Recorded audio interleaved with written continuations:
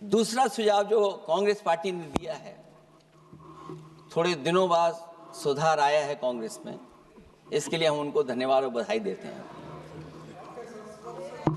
उन्होंने कहा, और अध्यक्ष महोदय मेरा भी सुझाव है, कि इलेक्शन बैलेट पेपर से होना चाहिए।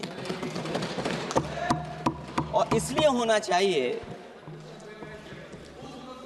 होना चाहिए कि बहुत प्रश्न लग रहे हैं, बहुत उंगली उठ रही है, इलेक्ट्रॉनिक चीज़ों पे बहुत सवाल खड़े हो रहे हैं, और केवल भारत के अंदर लोकतंत्र में नहीं, दुनिया के लोकतंत्र में।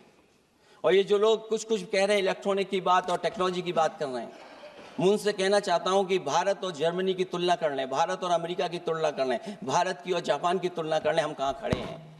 अगर वो संपन्न देश जो टेक्नोलॉजी में हमसे कई गुना आगे हैं, अगर वो स्वीकार नहीं कर रहे ईवीएम, तो आखिरकार हम ईवीएम को क्यों स्वीकार कर रहे हैं। अगर उन देशों में लोकतंत्र है और बैलेट से वोट पड़ रहा है, तो यहाँ पर भी बैलेट से वोट पड़ना चाहिए। और जो मेरी जानकारी जहाँ तक पहुँचती और जानकारी है मुझे, वो जानकारी ये कहती है कि जर्मनी में अगर आप ईवीएम से वोट डालेंगे तो वो अनकॉन्स्टिट्यूशनल माना जाएगा। सोचो, जर्मनी जैसा देश बैलेट पेपर से वोट डलवा रहा है, तो आखिर भारत जैसा देश हम बैलेट पे क्यों नहीं जा रहे हैं।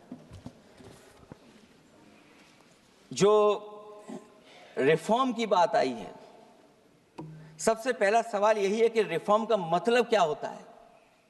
जब कोई चीज अपने मूल रूप स्वरूप में होती है तो उसे फॉर्म कहते हैं, जो वो मूल फॉर्म को खो बैठती है तो डिफॉर्म हो जाती है, और फिर उसी मूल फॉर्म में ले जाने का जो प्रयास होता है वो रिफॉर्म कहलाया जाता है। अध्यक्ष महोदय, सवाल ये भी है कि रिफॉर्म की जरूरत क्यों पड़ी, हमारी चुनावी प्रक्रिया खराब क्यों हुई, उसे खराब किसने किया।